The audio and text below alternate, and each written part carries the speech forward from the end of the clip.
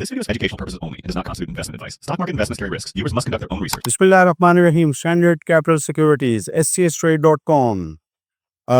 जब भी आप किसी भी मार्केट में आते हैं, खुसूसन हमारी मार्केट KSE 100 जो कि इस वक्त अच्छी परफॉर्मेंस के अंदर दुनिया की जो दूसरे इंडाइसेस हैं उसको आप देखते हैं, तो उस मार्केट को भी प्रोजेक्ट किया जाता है।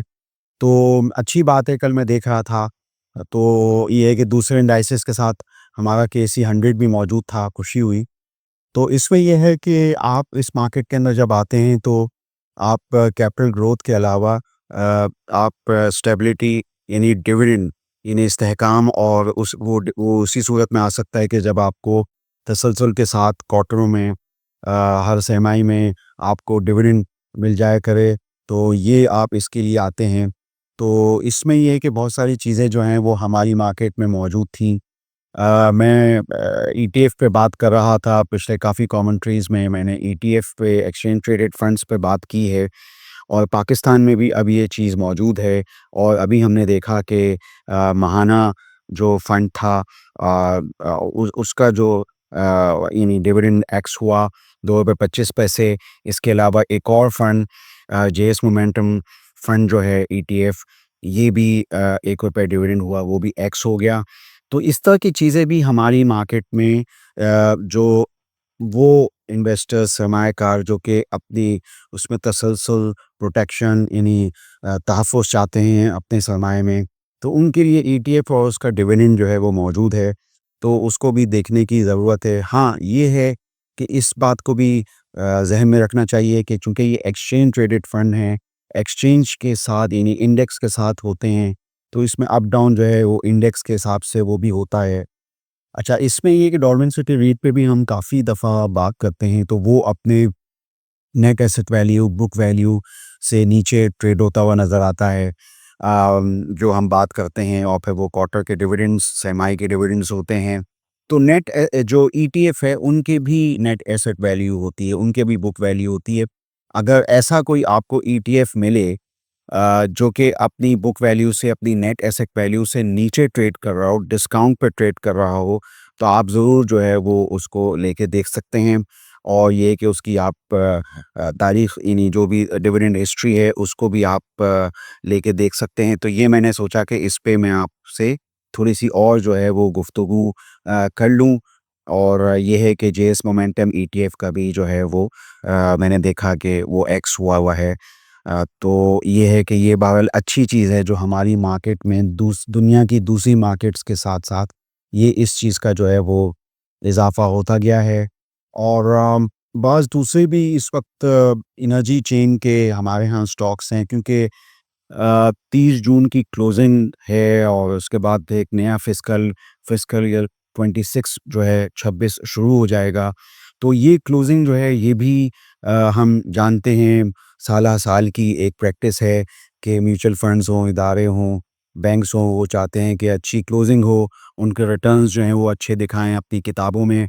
तो इसमें ये है कि हम देख सकते हैं कि इस वक्त ये जो एनर्जी चेन के स्टॉक्स हैं वो लाइमलाइट में आ गए हैं, क्योंकि हुकूमत की उसमें होल्डिंग है, स्टेट ओन एंटरप्राइजेज़ हैं। और डिविडेंड्स की बातें जैसे हमेशा हर बजट में होती हैं, तो ये है कि यहाँ पे भी हैं। तो जैसे PSO है। अब बैंकों की जो डिसबर्समेंट्स है उसके बारे में आज भी अखबार में जो है वो मौजूद है कि 700 बिलियन की जो इन्वेस्टमेंट है पावर सेक्टर डेट के हवाले से, वो बैंकों की तरफ से वो पैसे मिल सकते हैं। तो वो बिला वास्ता उसमें PSO है। और जो दूसरी एनर्जी चेन के स्टॉक्स हैं जैसे ENPs हैं, ऑयल एक्सप्लोरेशन कंपनी जैसे OGDC PPL, हमारे यहाँ दो एक लेगेसी कंपनीज़ हैं पुरानी, तो उनके पैसे वाजिब-उल-अदा, तो ये है कि थोड़े बहुत उनको भी होंगे। तो लोग इसको देखते हैं कि शायद ये डिविडेंड की सूरत में शेयर होल्डर्स को मिल जाएँ। बहस तज्ज़िया का मुझे ये बात हमेशा से कभी भी समझ में नहीं आती, ना ही ऐसा कभी हुआ है।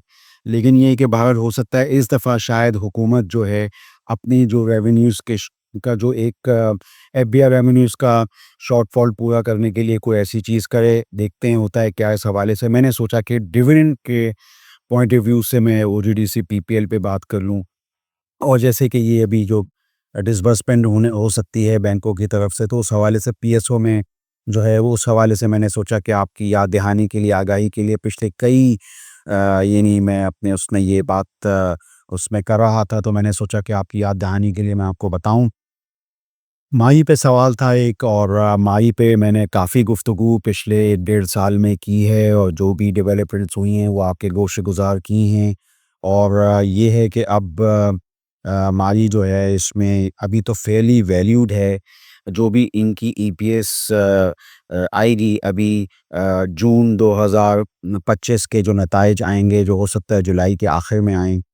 तो इसमें उस हिसाब से जो भी ईपीएस आएगी उस हिसाब से फेयरली वैल्यूड है।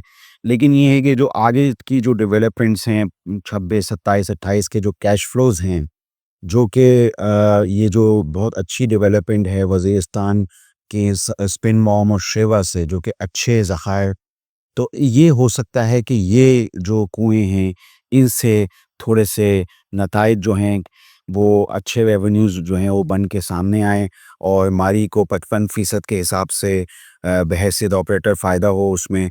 उसमें आपकी याद दहानी के लिए 35% जो है वो होल्डिंग ओजीडीसी की भी है। इसलिए लोग इस पूरी डेवलपमेंट में ओजीडीसी को भी नज़र में रखते हैं, जहाँ मारी को देखते हैं।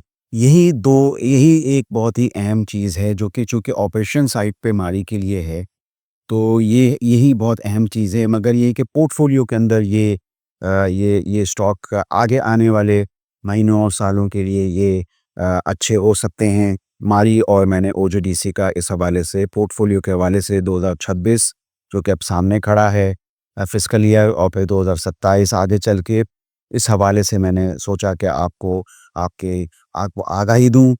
तो आप स्टैंडर्ड कैपिटल सिक्योरिटीज़ के चैनल से जुड़े रहिए और मेरी मालूमात पे गौर कीजिए। मैंने ईटीएफ और उनके डिविडेंड पे बात की, डॉर्मेंट सर्टिफिकेट पे मुख्तसरन बात की, और फिर माली और ओजीडीसी के हवाले से आगे आने वाले माह और साल में मैंने इस हवाले से बात की। आप जुड़े रहिए, आपका शुक्रिया। For more details, call us today at 111-111-721. Open an account with Standard Capital Securities. Start investing in your financial future. Talk to our experts and get access to exclusive market research and much more.